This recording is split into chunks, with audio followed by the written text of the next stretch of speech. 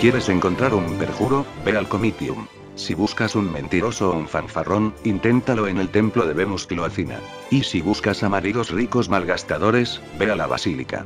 Allí también habrá putas, algunas ya muy envejecidas, y hombres dispuestos a negociar, mientras que en el mercado del pescado encontrarás a los organizadores de banquetes.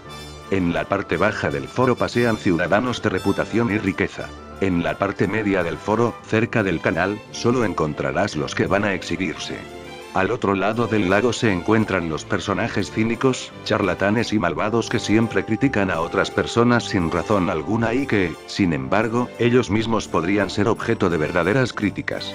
Más abajo, en las tabernae veteres están los prestamistas que ceden y cobran dinero en condiciones de auténtica usura. Tras el templo de Castor están aquellos en los que harías mal en confiar demasiado a la ligera. En el Vicus Tuscs están los hombres que se venden, ya sean los que se entregan a sí mismos, o los que dan a otros la oportunidad de entregarse ellos. Plauto, de su obra Curculio, versos 470 a 485. A finales del siglo III a.C., Roma se encontró al borde de la destrucción total, a punto de ser aniquilada y arrasada por los ejércitos cartagineses al mando de uno de los mejores estrategas militares de todos los tiempos: Aníbal. Ningún general de Roma era capaz de doblegar a este todopoderoso enemigo, genial en el arte de la guerra y hábil político, que llegó hasta las mismas puertas de la ciudad del Tíber, habiendo pactado con el rey Filipo V de Macedonia la aniquilación de Roma como estado y el reparto del mundo conocido entre las otras dos potencias mediterráneas: Cartago y Macedonia. La historia iba a ser escrita por los enemigos de Roma y la ciudad de las 7 colinas no figuraría en ella, no tendría espacio ni en los libros ni en los anales que habrían de rememorar aquella guerra, aquel lejano tiempo. Roma apenas representaría unas breves líneas recordando una floreciente ciudad que finalmente sería recluida a sus murallas, sin voz en el mundo, sin flota, sin ejército, sin aliados.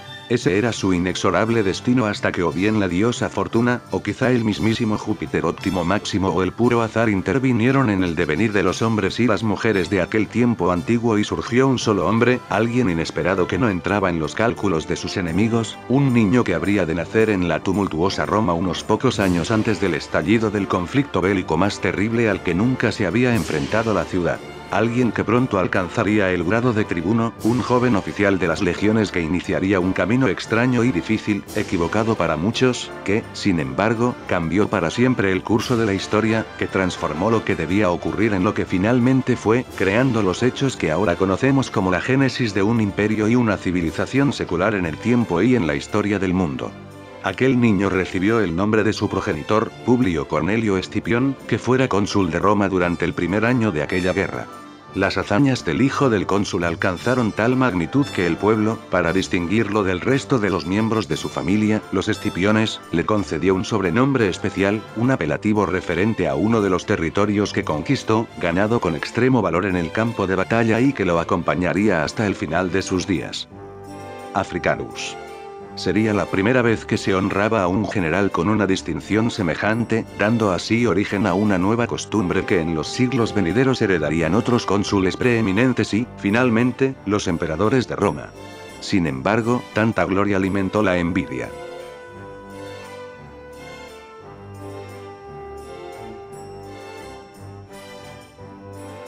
Si es lícito a un mortal llegar allí donde viven los dioses, para mí solamente se abre la gran puerta del cielo. Palabras puestas en boca de Publio Cornelio Escipión por el poeta Enio, en sus Elogia. Publio Cornelio Escipión solo tenía 26 años cuando aceptó comandar las tropas romanas en Hispania. Su padre y su tío habían muerto durante la eterna guerra que Roma libraba contra Cartago y a Escipión le correspondió dirigir el destino de una de las más apreciadas, y también envidiadas, familias de Roma en medio de los terribles vaivenes de aquel conflicto bélico. Por su juventud buscó el apoyo de su amada esposa Emilia Tercia y del veterano Cayo Lelio, un oficial que antaño prometiera al padre del joven Escipión proteger a su hijo y luchar con él el resto de su vida. Publio Cornelio Escipión contaba con el apoyo de oficiales valientes que veían en él la reencarnación misma de sus legendarios padre y tío que durante años comandaron a los romanos contra las huestes de Aníbal, pero el joven general también tenía enemigos temibles. En el campo de batalla, Asdrúbal y Magón, hermanos de Aníbal, y el general púnico Giscón esperaban reunir sus 3 ejércitos para masacrar sus legiones en Hispania, mientras que en una intrigante Roma, el viejo senador Quinto Fabio Máximo intentaba aprovechar la interminable guerra para eliminar a todos sus adversarios políticos, entre los que destacaban los escipiones.